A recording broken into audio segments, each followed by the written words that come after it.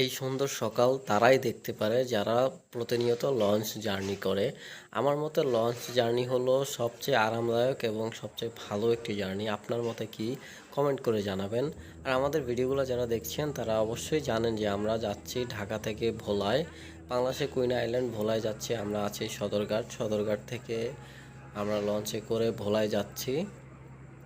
আর কিছুটা চেষ্টা করছি আপনাদের সাথে শেয়ার করার।